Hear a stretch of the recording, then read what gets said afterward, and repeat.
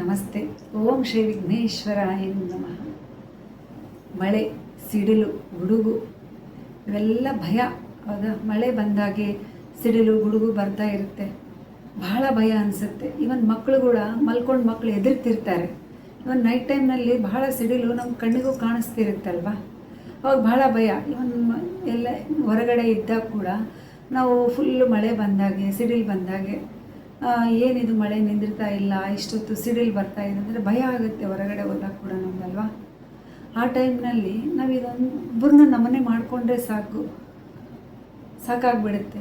ಅದೇ ಕಾರ್ತವೀರ್ಯ ಅರ್ಜುನಾಯನ್ ನಮಃ, ಕಾರ್ತವೀರ್ಯ ಅರ್ಜುನಾಯನ್ ನಮಃ ಅಂಥೇಳಿ ನಾವು ಅನ್ಕೊತಾ ಇದ್ದರೆ ಇವನ್ ಸಿಡಿಲು ಗುಡುಗು ಮಳೆ ಕೂಡ ನಮಗೇನು ಮಾಡಲ್ಲ ಅಂಥೇಳಿ ಇದೊಂದು ಪುರಾಣ ಗಾದೆ. ಆ್ಯಕ್ಚುಲಿ ಕಾರ್ತವೀರ್ಯ ಅರ್ಜುನ ಅಂದರೆ ಯಾರು?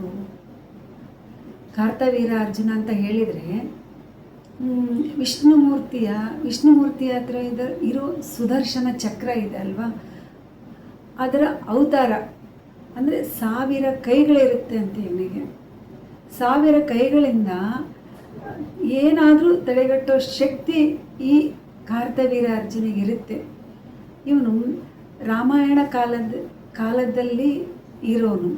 ರಾಮಾಯಣ ಕಾಲದಲ್ಲಿ ರಾವಣನು ಕೂಡ ಈಸಿಯಾಗಿ ಸೋಲಿಸಿರೋದೇ ಈ ಕಾರ್ತವೀರ್ಯ ಅರ್ಜುನ.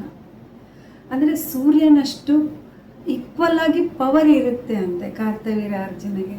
ಹೀಗಾಗಿ ಇಷ್ಟು ಪವರ್ ಇರೋ ಈ ಕಾರ್ತವೀರ್ಯ ಅರ್ಜುನಿಗೆ ನಾವು ಮಳೆ ಬಂದಾಗೆ ಗುಡುಗು ಸಿಡಿಲು ಇದ್ದಾಗೆ ನಾವು ಒಂದು ಸಲ ನಮನೆ ಮಾಡಿಕೊಂಡ್ರೆ ನಮಗೆ ಕಾಪಾಡಿಬಿಡ್ತಾನಂತೆ ರೀ. Kartavirya Arjuna ಎನ್ನಮ, Kartavirya Arjuna ಎನ್ನಮ. Thank you so much.